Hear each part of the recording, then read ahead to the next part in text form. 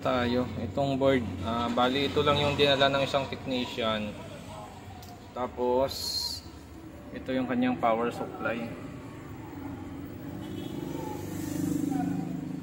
So ang issue daw nito ay complete supply daw, naka standby lang, ayaw mag power on. So ito yung tack switch nya, ayaw. Okay, so check natin yung supply nito. Tingnan natin kung complete supply. Okay, so check natin yung tack switch. Okay naman, nagsisiro naman siya pag i-power on natin. So, gagawin natin dito, check natin yung supply niya. Kung kompleto ba ang supply nito. Ito. So, 3.3 ano. Ito 3.3. Tapos ito 1.8. So mayroon na kagad siyang 1.8.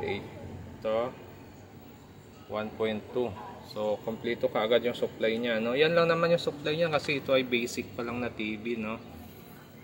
Basic din yung board niya. So kompleto ang supply 3.3. So kung may 3.3 to, may 5 volts din ito. Yun, no? May 5 volts siya. 5 volts input, 3.3 output. Tapos ito 5 volts din yung input, 1.8 ang output.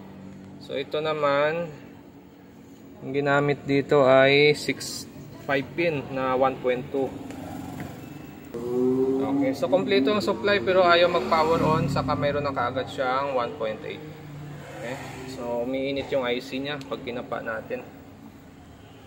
Okay, check natin tong crystal kung may supply, ano. Tingnan natin kung may supply yung crystal nito.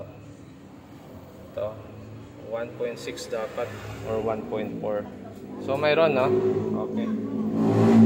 Kabilaan 1.4. So pasok na yung supply na yan. Okay na yan sa crystal nya. Okay. So gagawin natin dito, dahil ayaw mag-on to, hahanap tayo ng IC na kagaya nito. Tapos try natin palitan. Pero bago yan, actual muna tayo, ano. Painitan muna natin to. Titingnan natin kung mag-ooperate siya pag napainitan natin yung IC na ito. Ito na, pinainitan natin siya. Soldering iron lang ginamit natin, ano.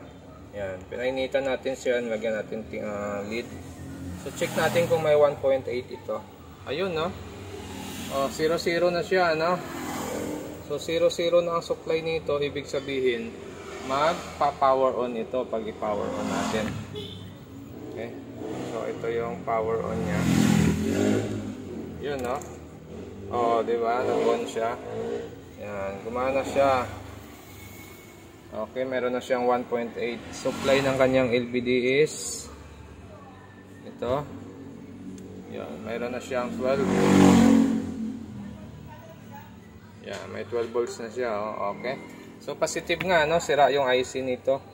Overheat na yung IC nito. So hanap tayo, papalitan natin to. Yan, at least na try natin, no, actual. So ganun lang pag nag-try kayo, pwede nyong initan siya, tapos pag gumana, ibig sabihin nun may problema na yung IC nya. So ito, na-actual na natin siya. Pero hindi siya pwedeng, halimbawa gumana na siya ngayon, so okay na yan. Hindi pwede yon kasi magluloko ulit yan. Mas maganda, palitan nyo na yung IC.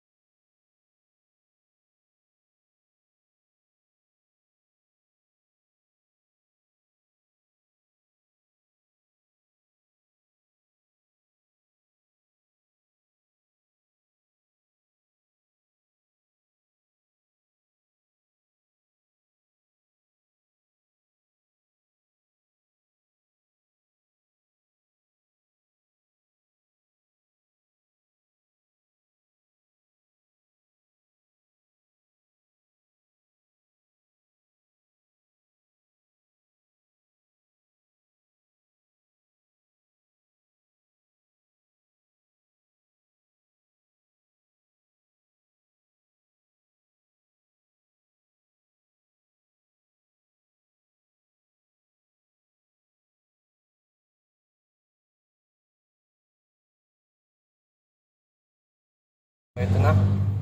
Bali nut-air ulit natin kasi parang loose yata yung IC natin, ano. So check ngayon natin to, titingnan natin kung magno-normal ito. Saksak ko lang siya. Okay. So mayroon siyang 1.8.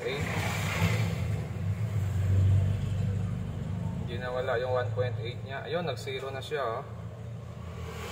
So nag-zero na siya. So check natin yung crystal niya kung ilan. Yun, may supply na yung crystal, oh.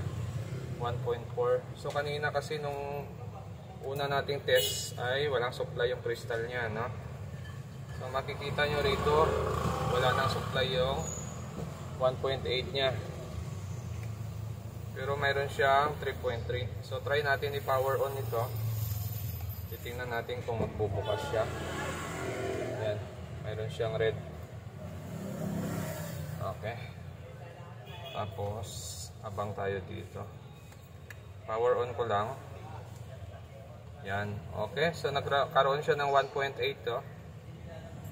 Yan. Nag-asol na siya. Okay. Check natin yung supply ng LVDS.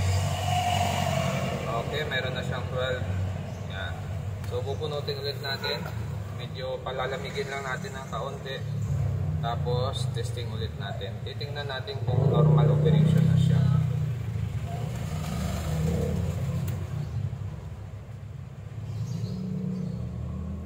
Okay, so testing ulit natin. Bali, pinahingaan na natin yan. Okay. Saksak ulit natin. May red na siya. Tingnan natin yung 1.8 niya. Yun, no? Wala, ano? Mag 0-0 ulit yung 1.8 niya. Yun, wala na. Okay, so power on natin.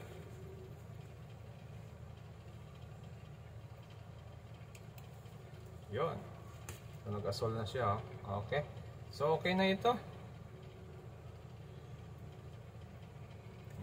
Okay na siya. Normal na siya. So, ito lang pinalitan natin. So, ganun lang pag nag-trace kayo ng problema kung talagang sira na ito. Gagawin nyo, painitan nyo muna. Tapos, tingnan nyo kung magbubukas. Tapos, check nyo rin yung supply ng crystal. Minsan kasi walang supply yung crystal kaya ayaw din magbukas yan. Dapat may supply yan na 1.4 or 1.6 magkabilaan. Ito, yung paa nitong crystal na ito. Ito, yan. Dapat may supply yan. 1.4 or 1.6 kabilaan dapat mayroon yan. Okay na to. So hanggang dito na lang yung video natin kasi ito ay wala namang unit. Bali board lang yung dinala dito. So hindi na natin matest sa unit or sa LCD kung normal yung picture ba or may problema sa picture. So siya na bahala doon. Okay, hanggang dito na lang video natin. At kung bago lang kayo sa aking channel, huwag kalimutan mag-subscribe. Sa susunod ulit natin na video, bali ito lang yung pinalitan natin, nag-okay na yung unit. Basta tandaan nyo lang na ang supply ng mga ganitong board ay 5 volts, 3.3, 1.2, 1.8. Dapat lahat ng supply na yan ay eksakto. Kahit sa point, magbago ang point niya, dapat eksakto pa rin ang supply na masusukat natin. Mas maganda gumamit kayo ng digital kasi pagdating sa analog, medyo mahirap basahin yung point. Kaya minsan hindi nakukuha ang tamang supply pag analog ang ginamit mo. Mas maganda pag digital pagdating sa LED TV.